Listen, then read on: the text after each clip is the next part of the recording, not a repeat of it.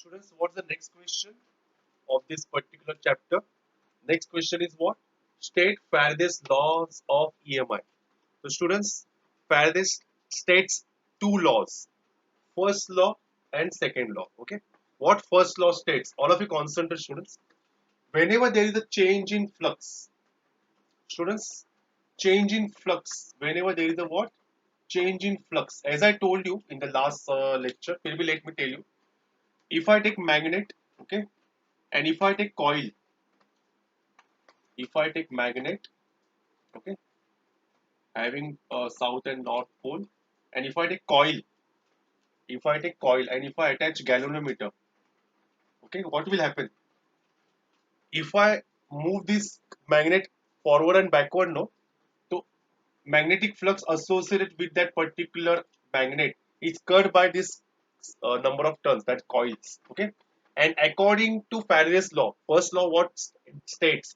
Whenever there is a change in the magnetic flux associated with the coil, so remember, students, what is what induce? EMF is induced. So diagrammatically, I explain. If I take magnet, if I take coil, okay, if I keep this galvanometer or ammeter or voltmeter or definitely galvanometer, it is in series, no. So what we observe, there is some deflection. There is a what? Deflection. Okay, students. Let me explain, students. First you understand, and then I will just restart my Zoom application. So just understand, if I move this north and south pole of the magnet up forward and backward direction, so you will find some deflection. Students, if I keep magnet stable, students, there is a no deflection. There always be motion. Means what? There should be some movement of the magnet. Once magnet stop, there is a no change in flux.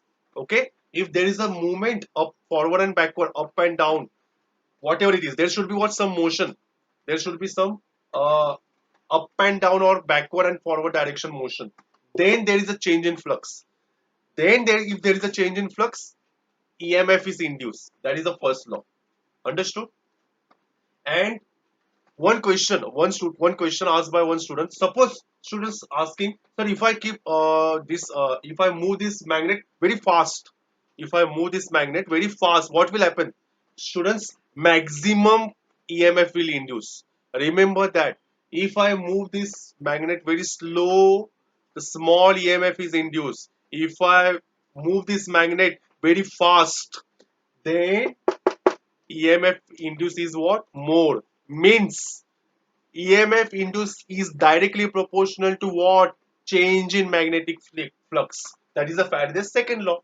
What is Faraday's second law states that? EMF induced is directly proportional to what? Change in flux through the coil. Remember this, students. What is the first law? First law states that if there is a change in flux, if there is a change in magnetic flux, EMF is induced into the coil. Second law states that EMF induced into the coil is directly proportional to the change in magnetic flux. Matlab what? If I move this magnet very fast, maximum EMF is what? Induced. Understood, student? This is a very important first law and second law. You can ratta this, but once you understand, if from the first, EMF is induced due to change in magnetic flux, and that EMF induced is directly proportional to the rate of change of magnetic flux. Remember this. Understood? Now Lane's law, what Lane's law states. Again, I took magnet. You can see. Now all of you concentrate. Now one question is asked from the student. एक student पूछता है, sir, if I move this magnet towards the coil, and if I move this magnet away from the coil, is direction of current will change? Yes, definitely will change. Understood the question, huh? Students? What is the question? Question was like this: if I move this magnet towards the coil, and if I move this magnet away from the coil, is there is change in current? I will tell you, or I will explain you. Yes, there is a change in current direction. That is called Lane's law. What is the statement of Lane's law? Lane's law states that, students, all of you concentrate. When magnet is what moving towards the coil, Mean north pole is what? Moving towards the students. Direction of the current will be what? In anti-clockwise direction. Students are asking how you understand, sir, if the direction of current is anti-clockwise, because north pole is moving towards na. So remember this north pole ka, what is north pole ka symbol? N na.